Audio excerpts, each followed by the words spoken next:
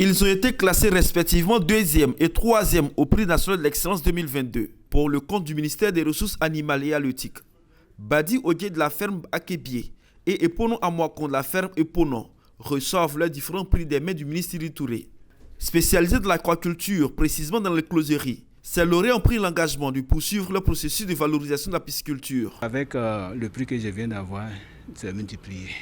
On a demandé qu'on nous envoie des géniteurs. Nous sommes prêts à doubler. Et ça, je suis en train de m'organiser. Je pense que j'étais à 1 200 000 à 731 l'année passée. Je pense que je vais être dans les 2 millions cette année.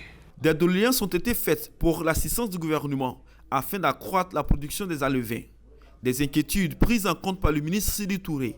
Il rappelle les objectifs du gouvernement pour l'autosuffisance en produits halieutiques à l'horizon 2030. Le gouvernement accorde une grande importance à l'aquaculture et il lui assigne un objectif de production de 500 000 tonnes de poissons à l'horizon 2030 afin de combler le déficit qui est estimé à plus de 80% au niveau national. Il est donc indispensable que les bases d'une croissance durable de la production aquacole soient ainsi établies à travers des investissements et le renforcement des capacités des producteurs. Pour le prix d'excellence 2022, le ministère des Ressources animales et halieutiques a mis l'accent sur les écloseries. Ces fermes produisent des larves et des juvéniles de poissons et de fruits de mer. Et le premier prix d'excellence du meilleur éleveur de Côte d'Ivoire est revenu à Poly Élevage Ferme Milan d'Aboisseau.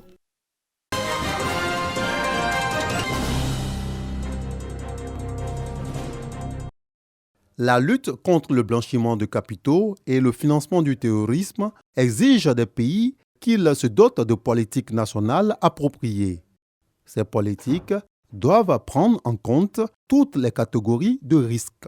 C'est à juste titre que le GIABA, groupe intergouvernemental d'action contre le blanchiment d'argent en Afrique de l'Ouest, renforce les capacités d'une quarantaine de ses hauts représentants issus des coordinations nationales des États membres.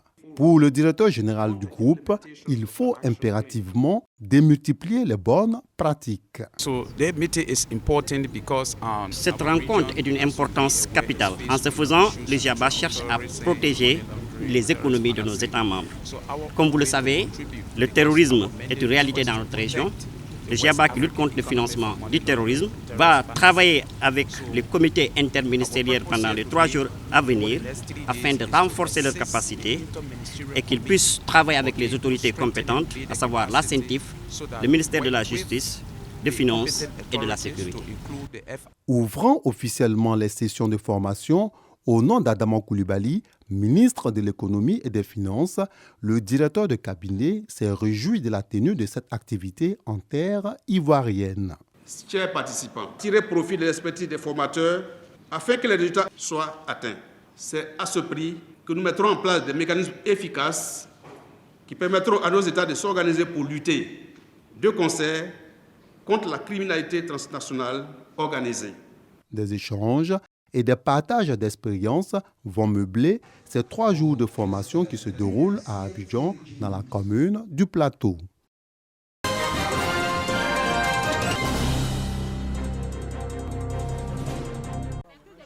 Plusieurs fidèles musulmans partagent un repas collectif au domicile du ministre des Ressources animales et halieutiques Sidi Temoko Touré à Bouaké.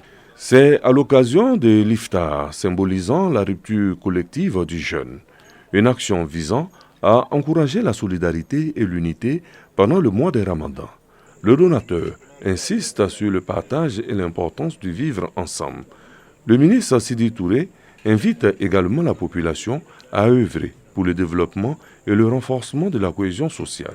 Nous voulons remercier M. le ministre Sidi Touré et tout son entourage d'avoir appliqué l'un des enseignements du Saint-Prophète Mohammed sallallahu alayhi wa sallam concernant les mérites de la rupture collective, mérite de donner à manger à quelqu'un qui a jeûné, les mérites de donner à boire à quelqu'un qui a jeûné.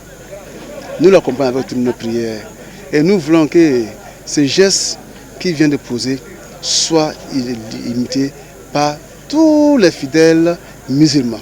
L'initiative du ministre des Ressources animales et halieutiques, qui se tient depuis plusieurs années, est saluée par les fidèles musulmans. Au-delà de la rupture collective, c'est un beau cadre pour parler d'union, pour parler de paix et surtout de parler de développement.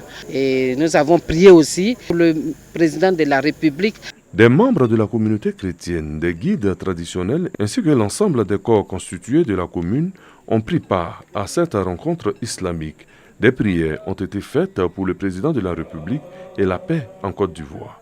Lors du mois sacré de Ramadan, en plus du jeûne, les fidèles musulmans sont appelés à se rapprocher de Dieu et faire des dons aux personnes vulnérables.